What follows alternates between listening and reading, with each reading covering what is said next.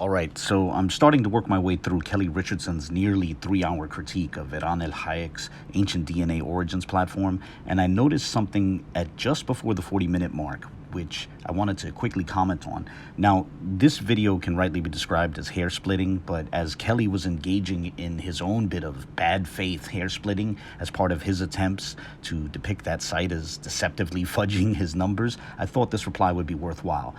But let's jump into this clip, which will run for just under a minute and a half. So you notice here, it shows 6 individuals, right? So what it says here, NECA, it has me at 27% for this person, 16% for this person, and so forth.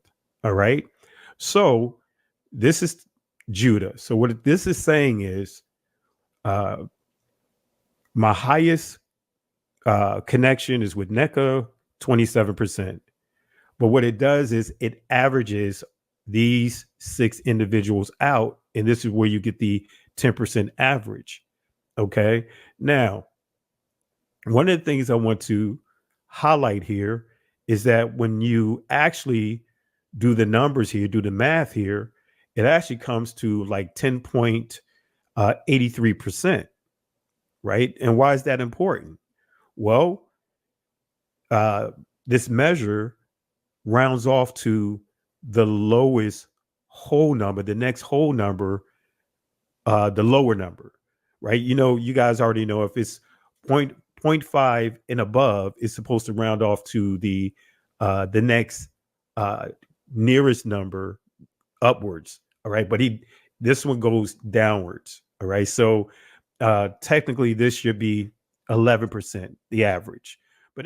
Okay, so to explain Kelly's critique here, he had matches of 27%, 16%, 7%, 5%, 5%, and 5% across these 6 samples. And the site took an average of those percentages and put him at 10%. So Kelly's objection is that if you add up those 6 numbers, you get 65. And if you divide 65 by 6, you should get 10.83. Therefore, if you round that off to the nearest whole number, he should get 11 rather than 10. And he cited this in the context of his attempts to expose this site as like playing games. Now, here's the problem. This sort of objection only works if you assume that the individual sample percentages were not themselves rounded off. For example, for all we know, he might have gotten 26.5, 15.5, 6.5, 4.5, 4.5, 4.5, right? And which, if rounded off, would get you to the numbers that he had, right? It's like 26.5 would be rounded up to 27, and 15.5 would be rounded up to 16, and so on, right?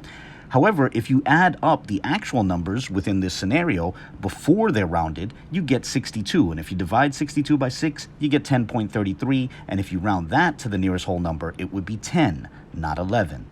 And you can illustrate this with a simple Excel sheet, right? You can put in the relevant figures in that scenario, but if you decrease the number of decimal places, you'll wind up with the precise numbers that Kelly had, right? 27, 16, 7, 5, 5, and 5. Yet the average will remain 10, not 11.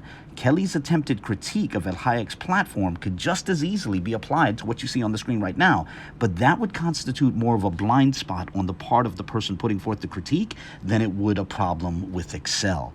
And yet somehow Kelly missed that simple point, despite bragging less than 15 minutes earlier about data analytics being one of his specialties.